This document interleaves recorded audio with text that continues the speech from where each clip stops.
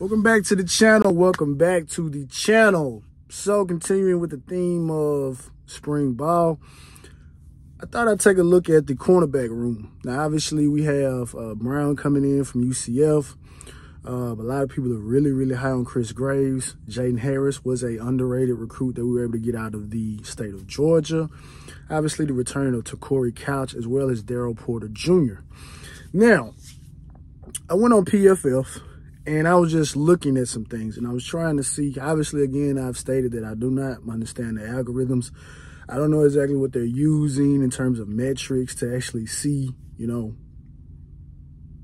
how they come up with these particular grades.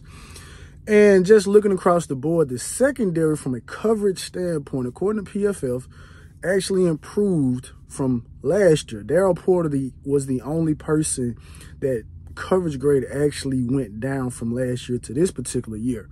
Now, I could attribute that maybe to different coaching, even though we could say that, well, Daryl Porter played under Coach Addae, but he had a really good year in 2021 when Addae actually was at the University of Georgia.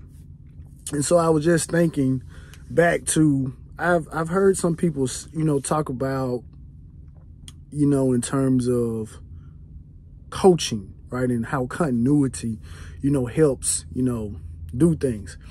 And I usually write that off. I do. Because the reason I write it off is because people are getting fired. People are leaving particular jobs after 1 and 2 years. So continuity is kind of one of those issues. But I will say continuity does serve a purpose if you are moving from one scheme to another scheme, right? So what I mean by that is when Coach Diaz was here, the scheme from a cornerback perspective of what was being taught was basically like a press bail technique. You're not actually pressing the receiver, you're just playing close, and then you're bailing out, right? In some instances, we were bailing too far out and giving up easy completions. We weren't challenging, the ball. So then we come in and we hire T-Rob. Now, obviously, T-Rob was just the overall secondary coach, and DVD was coaching the secondary or just coaching the corners. But it seemed that Manny kind of gave T-Rob a little bit more leeway in terms of, okay, we'll let you play coverage the way that you want to play coverage, because I'm sure that was part of the agreement to actually get a secondary guy of T-Rob's ilk to even come here. So our guys kind of being brought in and having played that press bail coverage since 2016, obviously it was a transition that had to be undertaken in 2021 to actually get acclimated to that particular scheme, right? So then obviously T-Rob leaves, DVD goes back off the field, so we bring in Addae, and Coach Steele is coaching the safeties.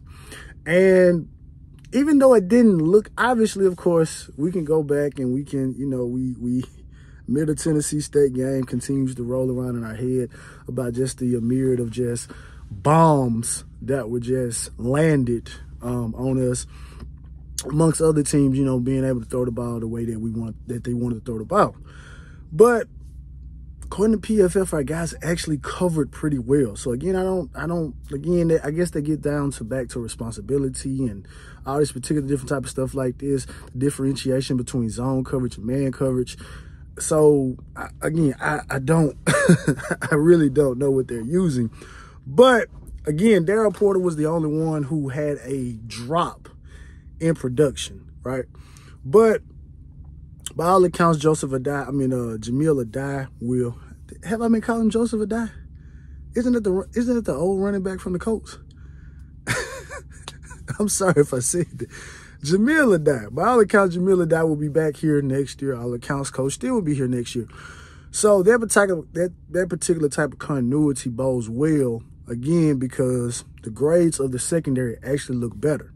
Now, my only pause would be if it's a scenario where Brown has trouble maybe adjusting, because that's kind of what I looked at and saw from Daryl Porter, because Daryl Porter had a tremendous coverage grade in 2021, and in this particular year, he didn't look that well, right?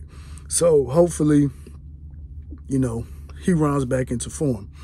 Now, as we go into the spring, last spring, reports were that the receivers were having a hard time getting open, that the coverage was picture perfect in many instances. Guys were having a lot of trouble getting off coverage. I don't expect that to change this particular season or this particular spring. Actually, I expect it to actually be even more encompassing, simply because this is a veteran cornerback group.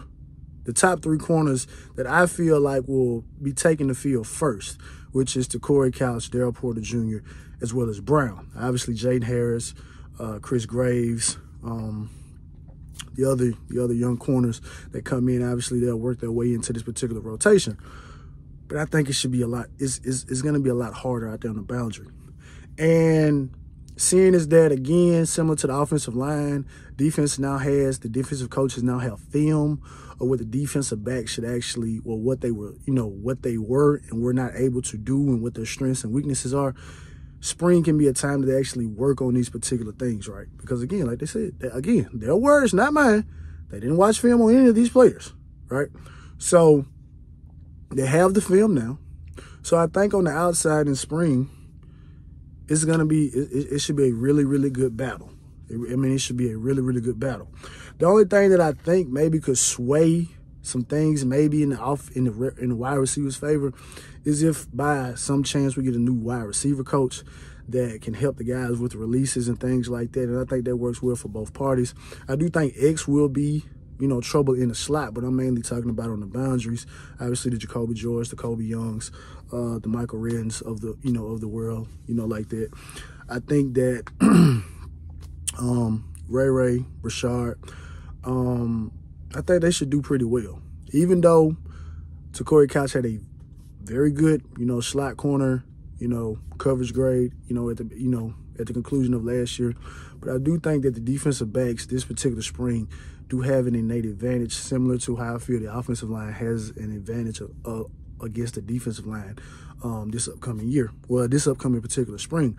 But again, I think obviously this spring right here should be better than last spring. Last spring was more so about hope and hype and just previous, experience or whatever. This particular spring right now is, we know what we got, we know what we don't have, we know we need to improve on, and we know what strengths that we need to improve. So this spring should be a lot more physical. And again, I am just looking forward to these particular matchups. And I feel like if we do, and I will make this declaration, even though this is a film about defensive backs, I do think this particular spring we will come out of spring with a wide receiver 1, whether it's Kobe Young, whether that's Jacoby George, or in my opinion, I feel like the number 1 offensive threat should be Jaleel Skinner.